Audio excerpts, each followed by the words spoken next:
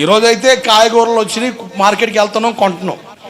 ఆ రోజులు ఏంది, పొలాల్లో పోయి ఏదో ఒక ఆకు కోసుకొచ్చి అది వండుకొని తినేవాళ్ళు. పొలాలు ఈ వర్షాకాలంలో ఈ తిప్పాకని, ఇంకా కొండపిండాకని, ఇంకా మునగాకని, ఇవన్నీ కూడా ఔషధ గుణాలు కలిగిన ఆకులు. అవి తెచ్చి మేకలకి వేస్తావు, దాన్ని నువ్వు మేస్తావు. ఆకులు తిన్న మేకేమో కొండలెక్కుతుంది, మేకలు మేసి నీడేమో మంచం ఎక్కుతున్నాడు.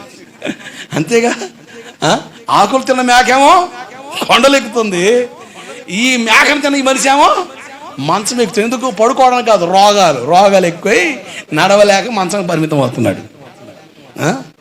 సృష్టిలో ఔషధ గుణాలు దేవుడు పెట్టాడు, దేవుడికి స్తోత్రం కలుగునుగాక. ఆ రోజుల్లో అట్లా తిన్నారు కనుకనే వాళ్ళు ఆరోగ్యంగా ఉన్నారు. నన్నంతా నైస్ కదా, నైస్